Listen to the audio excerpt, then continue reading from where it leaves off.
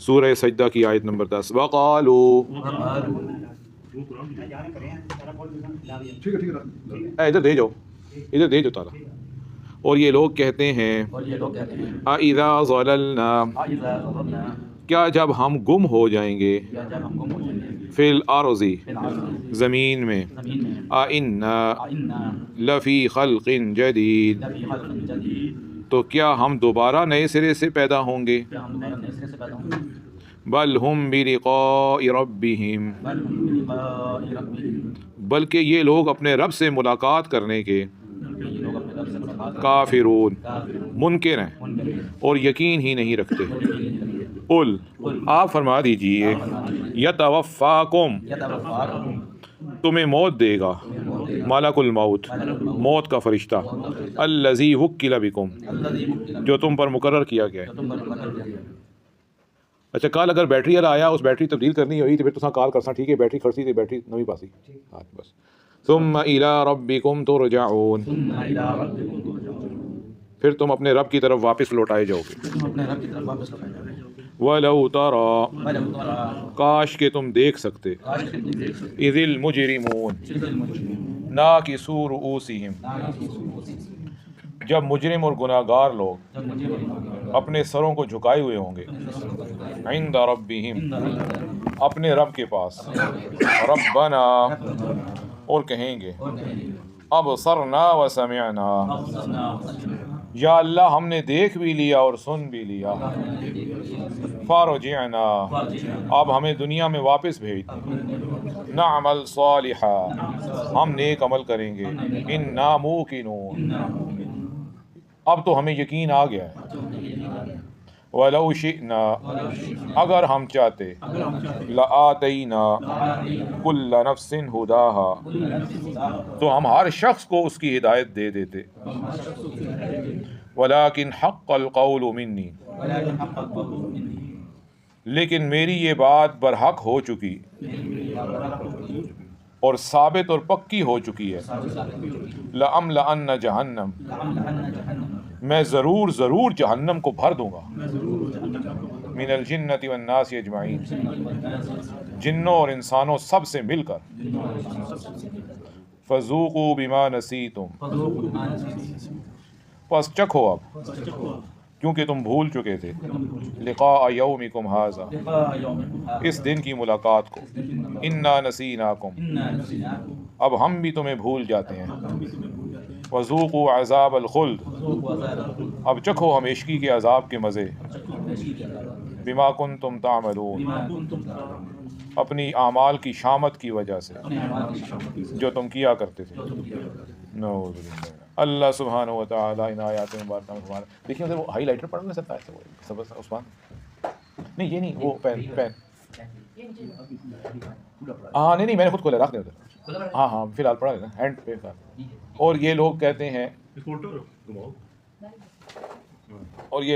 ہیں کہ جب ہم زمین میں گم ہو جائیں گے یعنی کہ مٹی ہو جائیں گے. کفار کا عقیدہ بیان ہو رہا ہے. نبی پاک صلی اللہ علیہ وسلم کے دور میں جو مشرک اور کافر تھے وہ مرنے کے بعد دوبارہ قیامت کے آنے کا یقین نہیں رکھتے تھے. تو اس لیے قرآن مجید میں بار بار اس عقیدے کو بیان کیا گیا ہے کہ جو اللہ پہلی دفعہ انسان کو پیدا کر سکتے ہیں وہ دوبارہ بھی پیدا کر سکتے ہیں. اللہ کے لیے مشکل نہیں ہے. کافر کہتے تھے ہم اللہ کو رب مانتے ہیں, اللہ نے آسمانوں کو پیدا کیا ہے, زمین کو پیدا کیا ہے, اور جب ہم سمندر میں طوفان میں پھنس جاتے ہیں تو بھی اللہ ہمیں نجات دیتے ہیں, بارشیں بھی اللہ برساتے ہیں, ہمیں اولاد بھی اللہ دیتے ہیں, سارا کچھ اللہ کرتے ہیں, لیکن اللہ قیامت میں انسان کو دوبارہ نہیں پیدا کر سکتے. وہ یہ ان کے ایک دماغ میں بات آئی تھی, شیطان نے ان کے دماغ میں یہ عقیدہ بنایا ہوا تھا. اللہ تعالیٰ نے قرآن مجید میں بار بار یہ بیان کیا ہے کہ مرنے کے بعد اللہ دوبارہ بھی پیدا کر سکتے ہیں. تم اللہ کی اس صفت کو کیوں نہیں مانتے؟ اور اسے وہ محال جانتے تھے اور کہتے تھے کہ جب ہم ریزہ ریزہ جدا ہو جائیں گے, مٹی میں مل جائیں گے, تو پھر کیسے ہم دوبارہ پیدا ہوں گے. افسوس یہ لوگ اپنے جیسا اللہ کو بھی سمجھتے ہیں کہ یہ ہمارے لیے ناممکن ہے تو اللہ کے لیے بھی نعوذ باللہ ناممکن ہے. ایسی بات نہیں ہے. اپنی محدود قدرت کو اللہ کی نامعلوم قدرت کا اندازہ کرتے ہیں اپنی محدود قدرت کے اوپر. مانتے ہیں جانتے ہیں کہ اللہ نے پہلی بار پیدا کیا ہے, پھر تعجب کرتے ہیں کہ دوبارہ پیدا نہیں ہو سکتے. دوبارہ کیوں نہیں پیدا ہو سکتے؟ حالانکہ پہلی دفعہ پیدا کرنا زیادہ مشکل ہوتا ہے. تو جو ذات پہلی دفعہ پیدا کر سکتی ہے وہ دوبارہ کیوں نہیں کر سکتی؟ اللہ کا تو صرف یہ حکم چلتا ہے کہ ہو جا اور وہ چیز ہو جاتی ہے. اس لیے اللہ فرماتے ہیں یہ اپنے رب سے دراصل ملاقات نہیں کرنا چاہتے. اپنے رب سے ملاقات ان کو ناپسند ہے, اور رب سے ملاقات ہوگی مرنے کے بعد. تو جو اس کو سائلنٹ پہ لگا دیں. تو جو ہے نا آخرت کے منکر ہیں وہ رب سے ملاقات نہیں کرنا چاہ رہے، دراصل اس کے منکر ہیں. اس کے بعد آیت میں اللہ تعالیٰ فرما رہے ہیں ملک الموت جو ہے وہ تمہاری روح کے قبض کرنے پر مقرر ہے، وہ تمہیں فوت کر دیں گے. ایک فرشتہ جو ہے حضرت اسرائیل علیہ السلام وہ روح قبض نہیں کرتے، وہ سارے موت کے فرشتوں کے انچارج ہیں، ان کی آگے فوج ہے. وہ فوج جو ہے آگے ہر چیز جس کے اوپر مقرر ہے اس کی روح کو قبض کرتی ہے. ملک الموت جو ہے وہ ایک فرشتے کا لقب ہے. اور فرماتے ہیں بعض آثار میں آتا ہے ان کا نام اسرائیل بھی ہے، اور یہی مشہور ہے. ہاں ان کے ساتھی اور ان کے ساتھ کام کرنے والے اور فرشتے بھی ہیں جو جسم سے روح کو نکالتے ہیں، اور نرخرے تک پہنچ جانے کے بعد ملک الموت اس سے لے لیتے ہیں. اللہ اکبر. فرشتے جو روح نکالتے ہیں وہ اور ہیں، وہ جب روح نکال لیتے ہیں نا تو وہ اپنے جو انچارج ہیں نا ان کے سپروائزر اس کو دے دیتے ہیں، اپنے پاس نہیں رکھتے. بس یہ اللہ تعالیٰ کا نظام ہے. تو جس فرشتے کو دے رہے ہیں نکال تو وہ بھی سکتا ہے، لیکن یوں نہیں کرتے.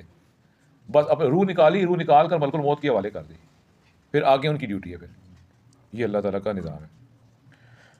اور فرماتے ہیں ملک الموت کے لیے زمین ایسے سمیٹ دی گئی ہے جیسے ہمارے سامنے پلیٹ اور تھالی میں چاول ہوتے ہیں. ان کے لیے کوئی مسئلہ نہیں ہے کہ کوئی امریکہ میں ہے، کوئی چین میں ہے، کوئی پاکستان میں ہے، یہ کوئی مسئلہ نہیں. ابن ابی حاتم میں ایک انصاری کے سرحانے ملک الموت کو رسول اللہ صلی اللہ علیہ وسلم نے دیکھ لیا. ایک انصاری کے سرحانے جب ان کی روح قبض ہونے لگی تو رسول اللہ صلی اللہ علیہ وسلم نے ملک الموت کو دیکھ لیا اور فرمایا ملک الموت میرے صحابی کے ساتھ آسانی کرنا. آپ نے جواب دیا ہے اللہ کے نبی آپ اپنے دل کو مطمئن رکھیں اور اپنے دل کو خوش کریں. اللہ کی قسم میں خود ایمان والا ہوں اور نہایت نرمی کرنے والا ہوں. اللہ اکبر. اللہ اعنا علی غمرات متسکرات. سنو یا رسول اللہ قسم ہے اللہ کی، دنیا کے تمام کچے پکے گھروں میں، خواہ وہ گھر خشکی میں ہوں یا سمندر کے اوپر ہوں، پانی کی سطح پر ہوں، ہر روز دنیا جہان کے ہر گھر میں، خواہ وہ خشکی پر ہو خواہ وہ پانی کے اوپر ہو، میرے 5 پھیرے لگتے ہیں. ہر گھر میں روزانہ میرے 5 پھیرے لگتے ہیں. ہر چھوٹے بڑے آدمی کو جو کسی بھی گھر میں رہتا ہے میں اتنا زیادہ جانتا ہوں کہ وہ خود اپنے آپ کو بھی اتنا نہیں جانتا. میں اتنا زیادہ جانتا ہوں کہ وہ خود اپنے آپ کو بھی اتنا نہیں جانتا. یا رسول اللہ یقین مانیں آپ، اللہ کی قسم میں تو ایک مچھر کی جان قبض کرنے کی بھی قدرت نہیں رکھتا جب تک اللہ مجھے حکم نہیں دیتے. انسان تو انسان ہے. حضرت جعفر کا بیان ہے کہ ملک الموت کا دن میں 5 وقت ایک شخص کو ڈھونڈ بھال کرنا یہی ہے کہ وہ 5 نمازوں میں دیکھتے ہیں کہ وہ بندہ آیا ہے کہ نہیں آیا. ملک الموت جو یہ لفظ بول رہے ہیں نا کہ میں 5 دفعہ دیکھتا ہوں ہر بندے کو، تو حضرت جعفر فرماتے ہیں ملک الموت 5 نمازوں میں جماعت کے وقت دیکھتے ہیں بندہ آیا کہ نہیں آیا نماز پڑھنے.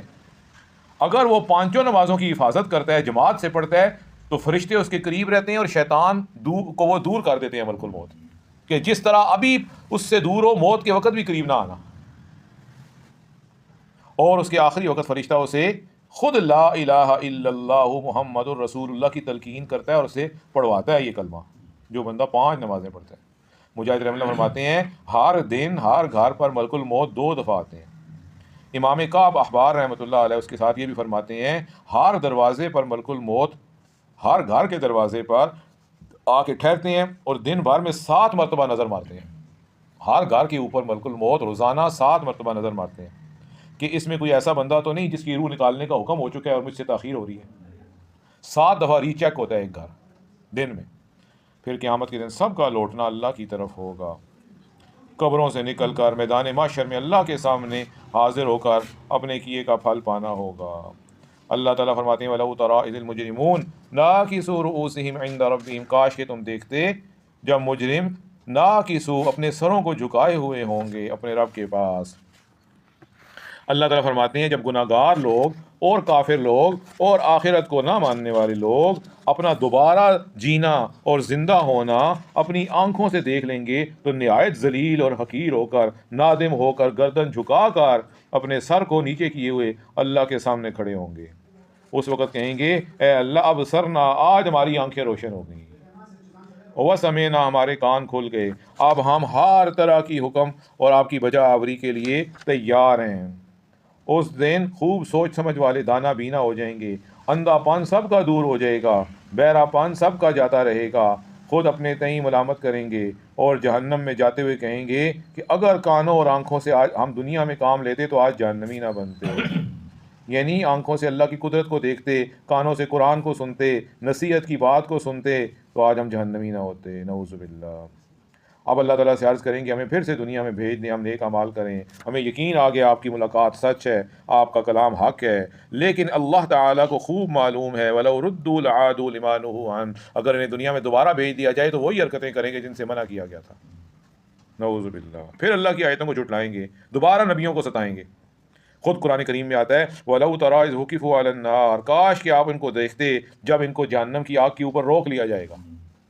اور اللہ تعالیٰ فرماتے ہیں اگر ہم چاہتے تو لَآتَيْنَا كُلَّ نَفْسٍ هُدَاهَا، ہم ہر شخص کو ہدایت دے دیتے، کوئی ایک بھی کافر نہ ہوتا، کوئی ایک بھی بے ایمان نہ ہوتا، کوئی ایک بھی بے نمازی نہ ہوتا، اور کوئی ایک بھی کافر اور اللہ کا منکر نہ ہوتا۔ اگر ہم چاہتے تو ایسا ہی کر دیتے، لیکن اللہ کا فیصلہ صادر ہو چکا ہے کہ انسان اور جنات سے جہنم نے پر ہونا ہے۔